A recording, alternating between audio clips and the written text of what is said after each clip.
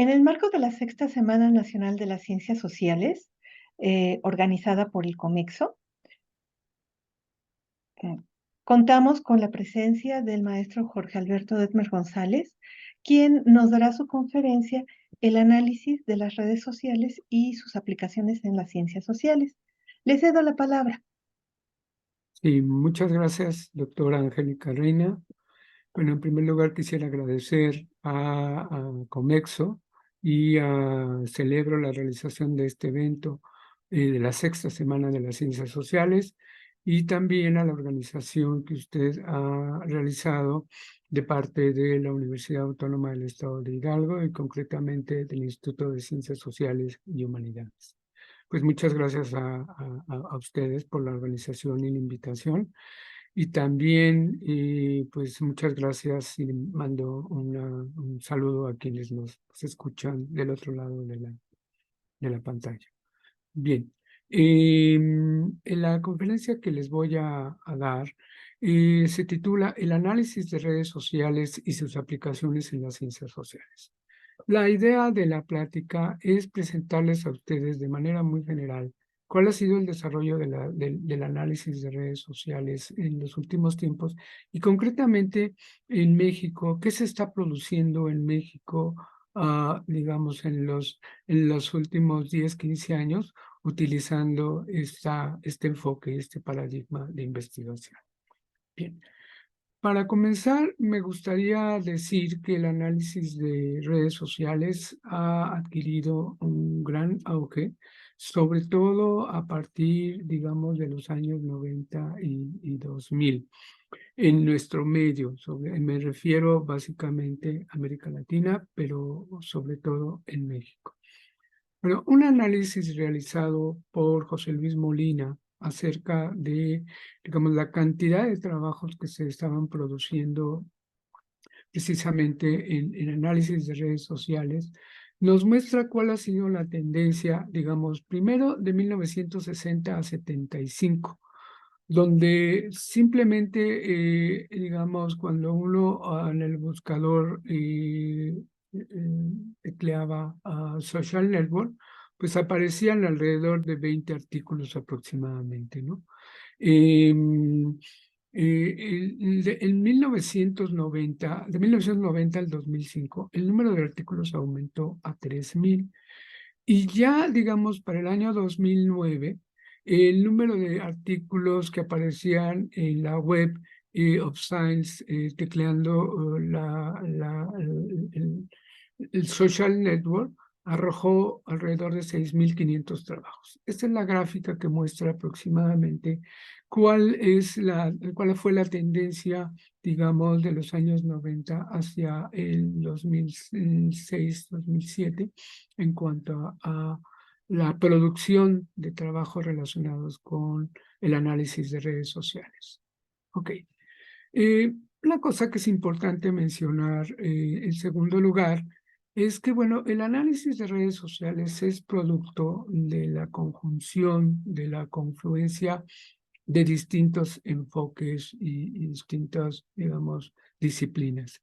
El análisis de redes sociales, ya digamos, como se conoce de manera más institucionalizada, se inició por allá por los años 1930, a partir de los desarrollos digamos, de la teoría de la Gestalt y, digamos, siendo sus primeros iniciadores y Jacobo Moreno, que es un psicólogo social, y Kurt Lewin, también psicólogo social. La contribución de Jacobo Moreno se refirió fundamentalmente a la incorporación del método sociométrico en el análisis, digamos, de la interacción en pequeños grupos. Y en el caso de Kurt Lewin, el trabajo, su contribución estuvo muy relacionada con el análisis de los grupos pequeños y la dinámica de grupos. Entonces, digamos que entre los años 30 y 40, estas fueron, digamos, las primeras contribuciones al análisis de redes. Posteriormente, entre los años, digamos, por la misma época, finales de los 20 y hasta los años mediados de los 40, se inicia un poco la contribución de los antropólogos estructurales. Por un lado, los trabajos de Werner y Mayo relacionados con la identificación y la detección de grupos informales, redes informales, y por el otro, el trabajo de Homans, también relacionado con el análisis de los grupos pequeños. Y por el lado de la antropología funcional, digamos, de la escuela de Manchester, los trabajos de Gluckman y Barnes, quienes son los primeros que aplican, digamos, que empiezan a desarrollar una serie de proposiciones y de conceptos muy importantes para el análisis de redes, conceptos que tienen que ver con, digamos, las métricas que posteriormente se van a aplicar en el análisis de redes. Básicamente, la contribución de Barnes estuvo no solo en la definición de red, al igual que Jacobo Moreno, sino también en la sistematización de una serie, digamos, de conceptos y de formulaciones que después serían, digamos, permitirían construir los algoritmos que constituyen la base del análisis de redes. También es muy importante mencionar la contribución de los estructuralistas de Harvard, de los antropólogos estructuralistas, que dieron, digamos, la base matemática o que, digamos, construyeron la base matemática para que estas proposiciones desarrolladas por los antropólogos de la Escuela de Manchester pudieran ser sistematizadas y pudieran incorporarse al análisis de redes.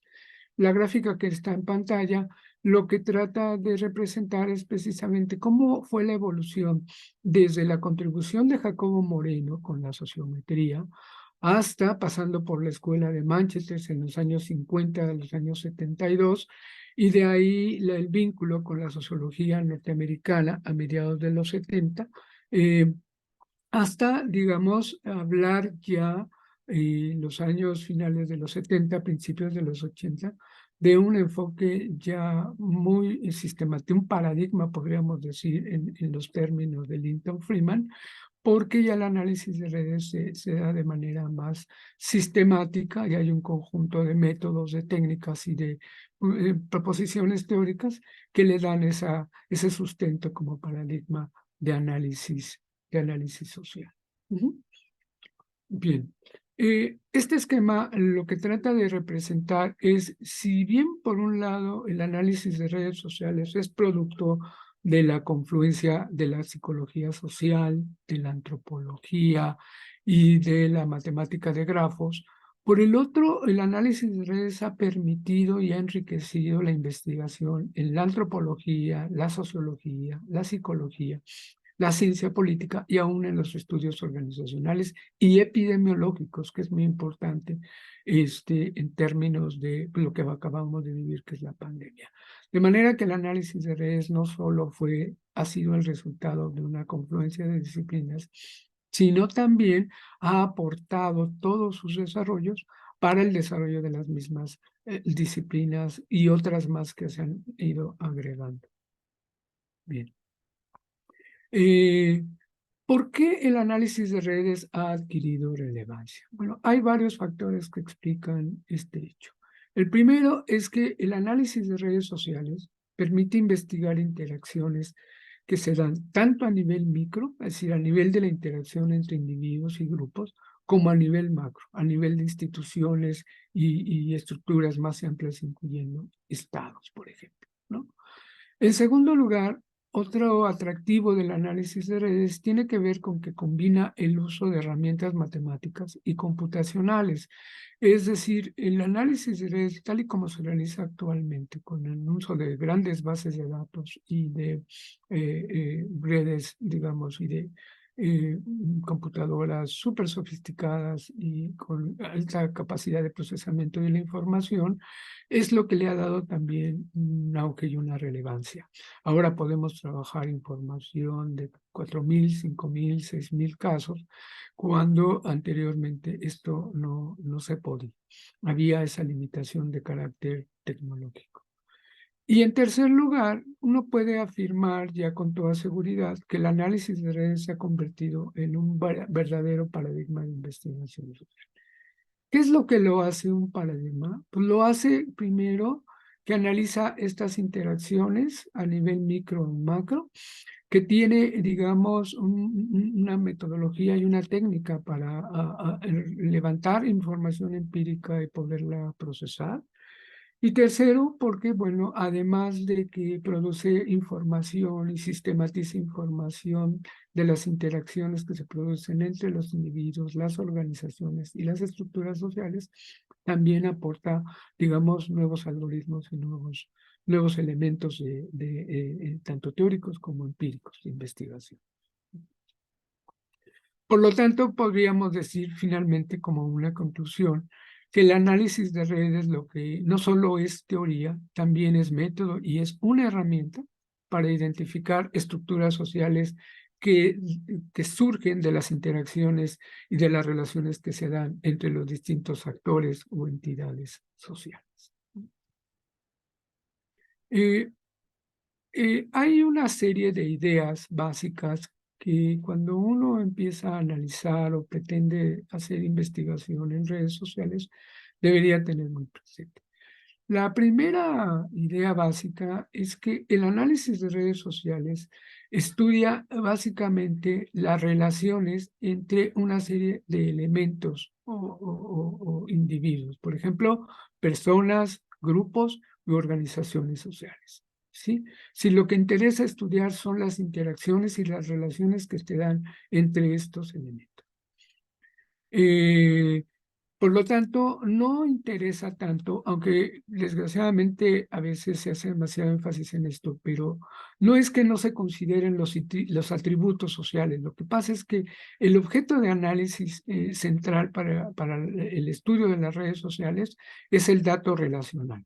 Y no tanto, podemos decirlo así, y no tanto sus atributos, como serían la profesión, la clase social o el género de los actores o de las entidades que se están estudiando. La realidad es que los atributos son muy importantes cuando hace uno análisis de redes. Pero más importante que eso es el análisis de la interacción y de la relación, es decir, el dato relacional, que es lo que nos permite iniciar en una investigación el análisis de redes. ¿Qué tipo de relación se establece entre los actores sociales? ¿De qué naturaleza es esa relación? ¿Y qué características tiene? En ese sentido, lo que nos interesa en el análisis de redes es profundizar en el estudio de los vínculos específicos entre estos elementos, ¿sí? Por último, un aspecto muy importante cuando uno busca hacer análisis de redes es de dónde va a salir la información, cuáles son las fuentes de información. Y estas pueden ser, por ejemplo, información estadística en anuarios o censos, en informes, ¿sí? En entrevistas a profundidad, biografías e incluso cartas o mapas. Estas serían, digamos, la gama de fuentes de información para el análisis de redes es muy amplia, pero lo que nos interesaría mucho cuando seleccionamos esta fuente es que contenga información que vincule a dos o más actores y podamos establecer esas interacciones y esas conexiones. Bien, no me voy, hay varias definiciones de red.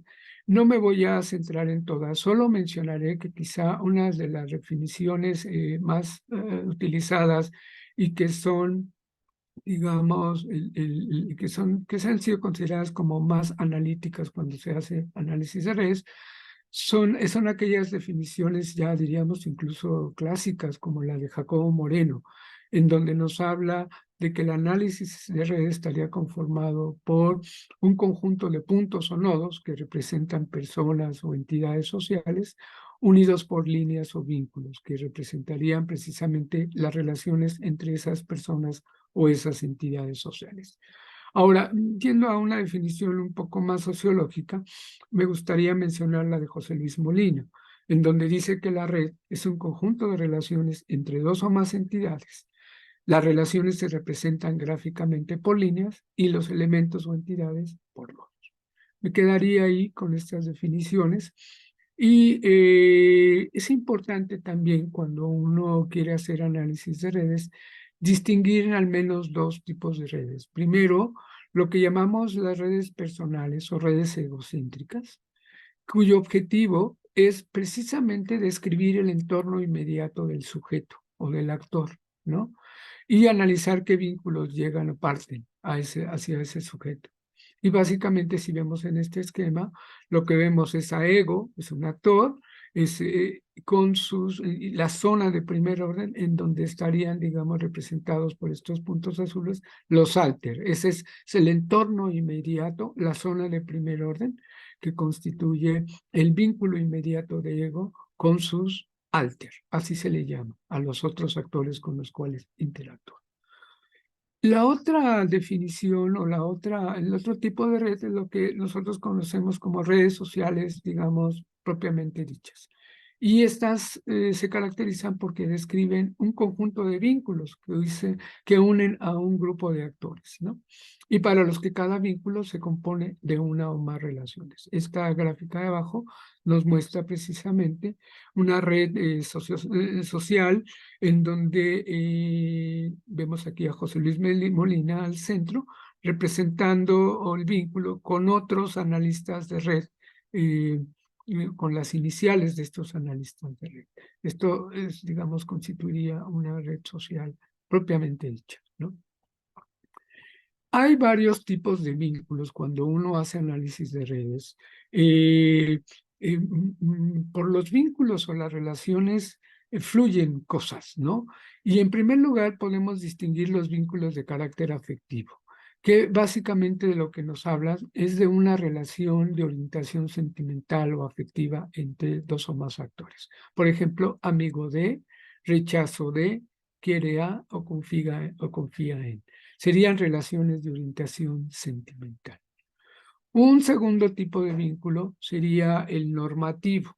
Este tipo de vínculo nos habla de que hay relaciones culturalmente definidas que implican un conjunto de expectativas o derechos u obligaciones entre los actores. Por ejemplo, madre de o hijo de, profesor de o estudiante de, jefe de o empleado de. Es decir, en este vínculo normativo, repito, lo que nos implica es un conjunto de expectativas y derechos u obligaciones entre dos o más actores. Finalmente, tendríamos lo que llamamos los vínculos que involucran relaciones instrumentales o de intercambio y que implicarían una interdependencia entre dos o más actores. Por ejemplo, pertenece a, colabora con o gobierna a. Se trata de acciones donde uno de los actores repercute en el otro a través, digamos, de esta relación instrumental o de intercambio. ¿Sí? Bien.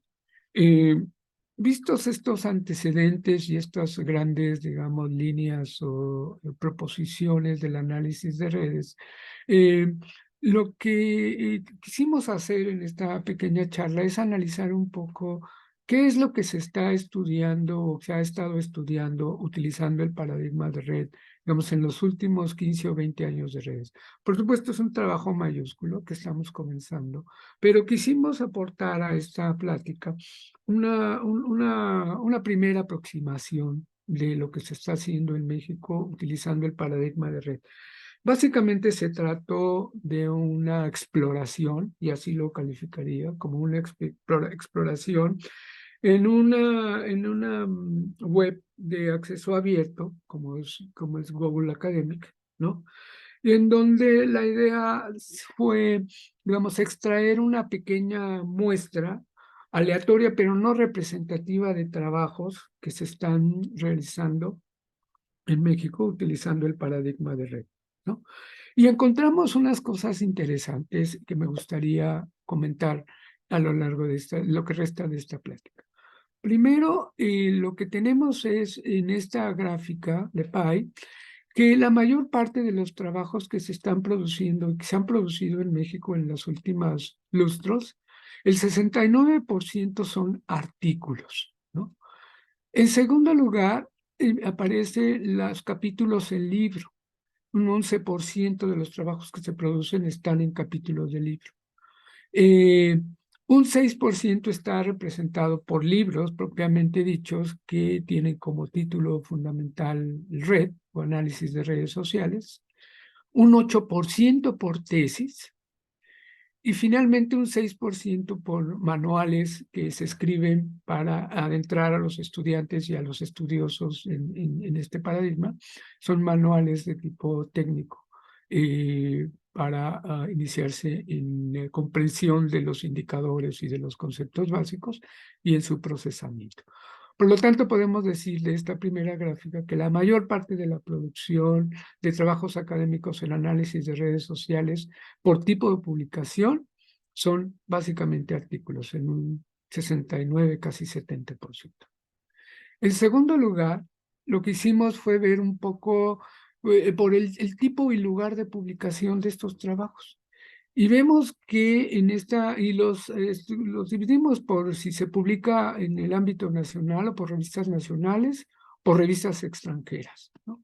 Y vemos aquí que casi el 40% de los trabajos que se están publicando hechos por autores mexicanos, casi un 40%, 39%, se publican en el extranjero.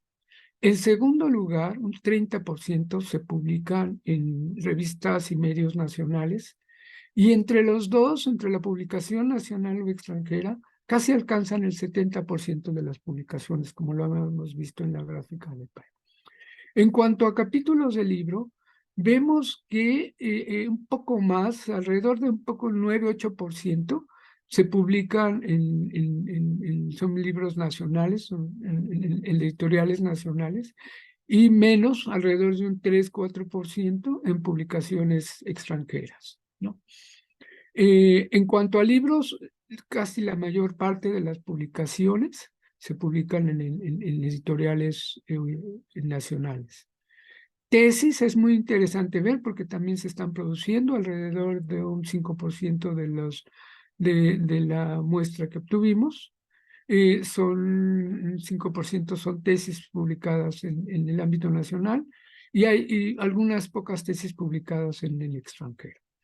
Finalmente, los manuales, como decía, de tipo técnico, alrededor de un 3-4% y básicamente se publican en el ámbito nacional. Bien. Quisimos ver también la institución o la entidad académica o de donde son los autores que están produciendo estos trabajos, el análisis de redes sociales, según su adscripción institucional.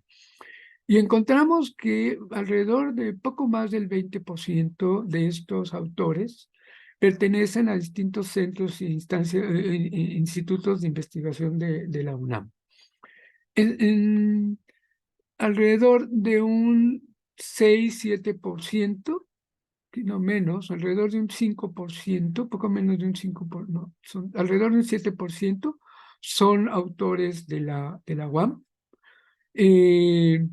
Alrededor de un 5%, ahí sí son autores adscritos a diferentes centros del Instituto Politécnico Nacional. Luego ven una barra grande, larga, que corresponde a la producción o de autores pertenecientes o adscritos a universidades estatales. Aquí están sumadas todas las instituciones, pero vemos que es muy importante la producción que se está dando en las universidades estatales, que rebasa el 40%, anda como por el 42-43% de los autores. Ahí me gustaría señalar la importancia, por ejemplo, de un centro de investigación, de una universidad, la Universidad Autónoma de Chapingo, que tiene una contribución muy importante en la producción de artículos y trabajos relacionados con análisis de redes sociales. Luego, centros de investigación, organismos públicos descentralizados, como podrían ser la Flaxo, el Colegio de México, el Colegio de la Frontera Norte, etcétera. Estos están aproximadamente un 8-9% de la producción en análisis de redes sociales es realizada por investigadores de estos centros. Las universidades privadas se han adentrado también de manera importante utilizando el paradigma de red y andan más o menos por el 10-11%. Finalmente, algunos organismos privados, consultorías, también han utilizado y han participado en esta producción, a veces como coautores de instituciones públicas o privadas, y básicamente utilizan alrededor de un 13%. Bueno, en cuanto a la distribución por temas, podemos decir que en dónde se están produciendo, en qué temas se está trabajando el análisis, se está aplicando el análisis de redes sociales en México. Bueno, voy a señalar, por ejemplo, los temas más importantes son los que tienen que ver con redes de colaboración e innovación, ya sea en aspectos o en temas rurales o en temas industriales o empresariales, ¿no? Básicamente, un poco alrededor de un 17-18% de estos trabajos se realizan en redes de colaboración, en temas de redes de colaboración e innovación. En segundo lugar, estarían los trabajos relacionados con redes, movimientos sociales y campañas políticas. Es un tema que ha despertado mucho interés en años recientes y ahí, digamos, se ubica poco más de un 11-12% de los trabajos que se realizan en este tema de movimientos sociales, campañas políticas. Le sigue, por ejemplo, los trabajos relacionados con redes y flujos de información o conocimiento. Alrededor de un 11% de estos, un 8-9% de estos trabajos se ubican en este tema de redes y flujos de información y de conocimiento. Me gustaría señalar por la importancia que tiene. Por ejemplo, los historiadores han estado cada vez explorando la utilización del análisis de redes y encuentro que hay un poco más de un 8% de trabajos de tipo histórico o historiográfico que están utilizando el paradigma de red para sus investigaciones, ¿no? También es importante mencionar los trabajos en la línea de redes, actores sociales y problemas, digamos, que ocupan más o menos un 9%. Bien, por último, me gustaría mencionar muy brevemente la importancia de la línea de investigación en redes migratorias internas e internacionales, que según lo que detectamos, pues aquí hay un poco más de un 7% de estos trabajos utilizando el paradigma de red para aplicarlo al estudio de las redes migratorias internas o internacionales. Y empiezan a ver, bueno, ha empezado desde hace un tiempo, pero cada vez más aumenta el interés por analizar las redes de apoyo, ya sea emocional, familiar y social. Hay, digamos, un interés cada vez mayor por estudiar estos temas que están muy del lado de la psicología social, ¿no? Bueno, para terminar, me gustaría mencionar muy brevemente algunas preguntas que me parece importante que quien desee hacer análisis de redes tenga muy presentes. En primer lugar, por ejemplo, una primera pregunta que uno debiera hacerse es, ¿qué causas motivan la formación de la red o de una red? ¿Qué papel juegan los diversos actores en la formación de esta red? ¿Cuál es la posición de los actores que ocupan los actores en la red? ¿Cuál es el contenido de las interacciones? ¿Y qué fluye por las interacciones? ¿Qué lazos normativos, afectivos, etcétera? ¿Qué tipo de relación es la que se está analizando? ¿Qué tipo de recursos se intercambian cuando se trata de redes de intercambio? ¿Sí?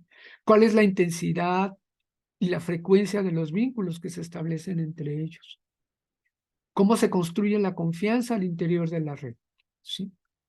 ¿Cuál es el grado de estabilidad o duración de la red? Las redes no son eternas y más bien lo que tiende a pasar es que se modifican con el tiempo. ¿Cómo y quién coordina la red?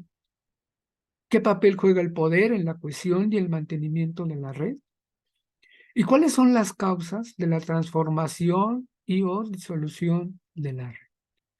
Bien, estas son algunas ideas que tenía yo interés de comentar con ustedes y espero que la charla haya sido de su interés. Quedo al pendiente de sus preguntas. Muchísimas gracias.